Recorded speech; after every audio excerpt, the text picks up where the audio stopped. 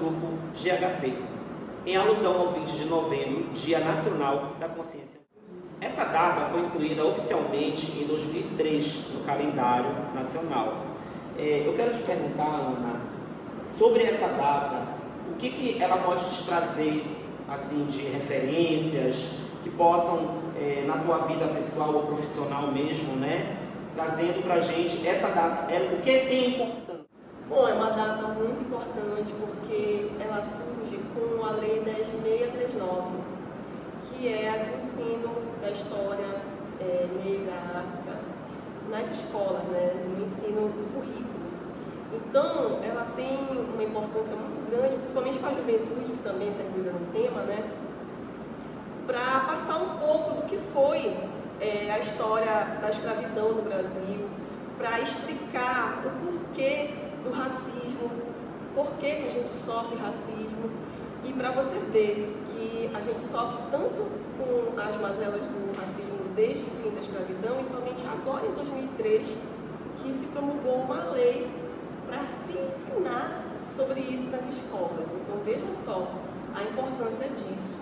E só com o passar dos anos, vão fazer 20 anos, né, da lei, é que se foi adequando os livros didáticos para se falar sobre o assunto, e ainda tem dificuldade, inclusive, de formação dos professores, dos docentes para passar, né, o conteúdo.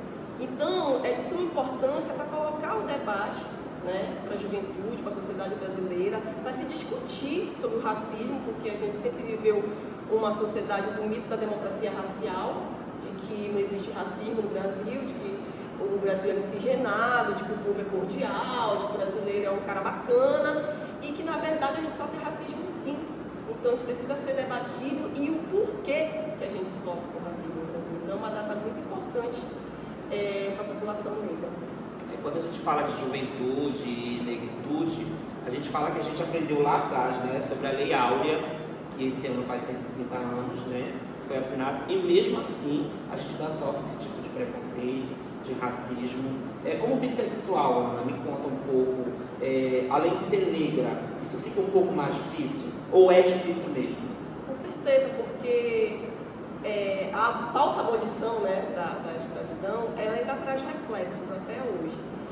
E no caso das mulheres negras, o pior reflexo é o da desvalorização continuada da nossa natureza feminina negra, né?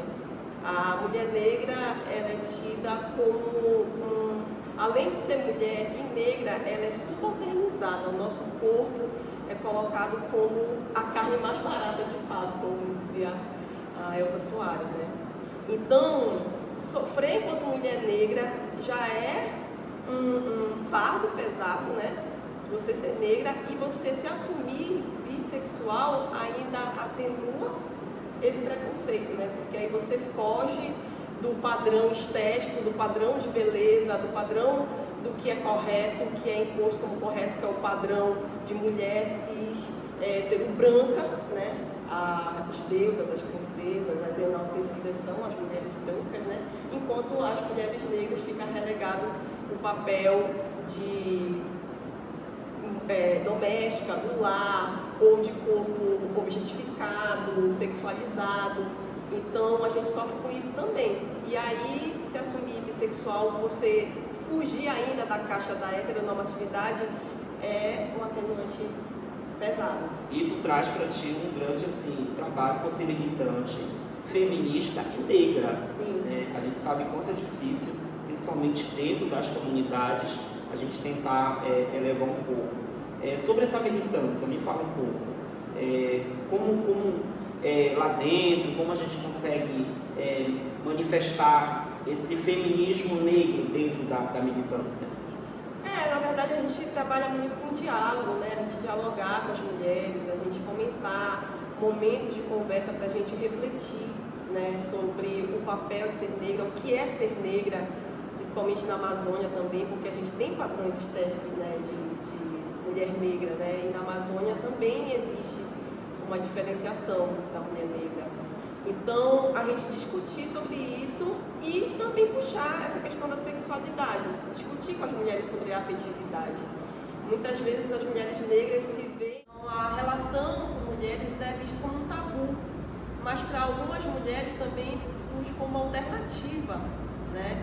A afetividade que vinha sofrendo na mão dos homens, né? E com as mulheres já é uma outra perspectiva, uma outra afetividade, mas que acaba às vezes sendo relegada por conta do preconceito, por conta do tabu de assumir essa afetividade com mulheres.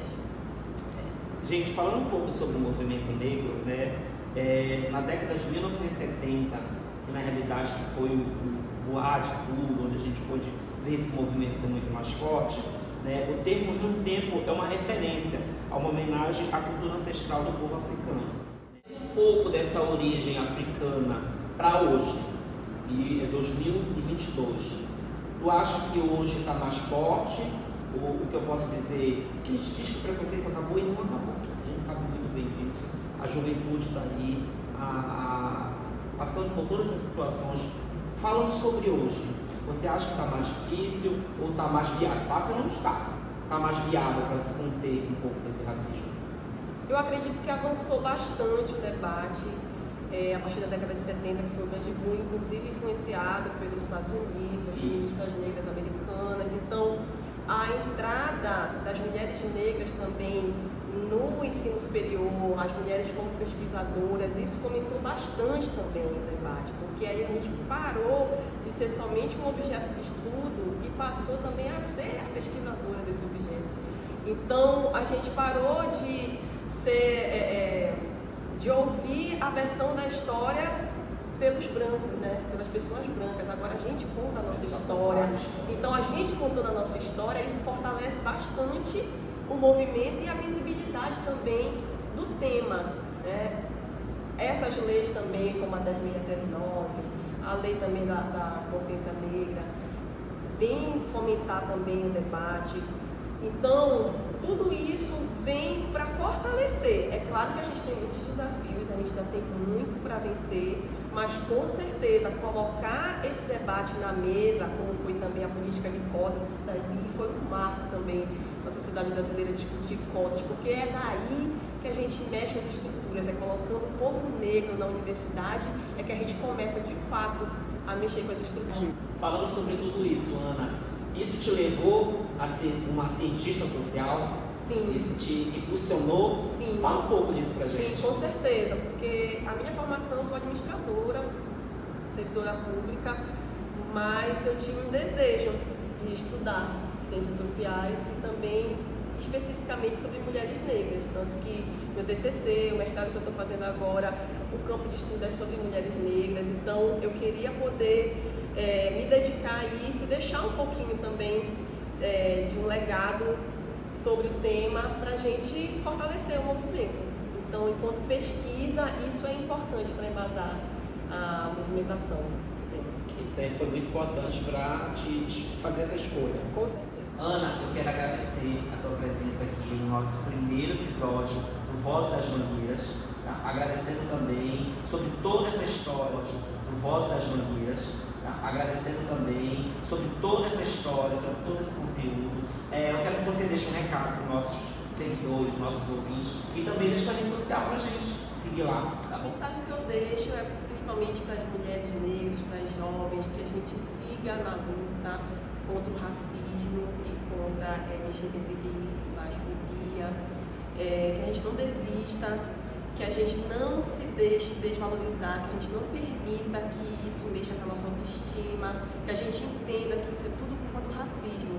Então, que a gente se fortaleça e siga, e estude, e chame as amigas para se fortalecer nesse movimento, tá?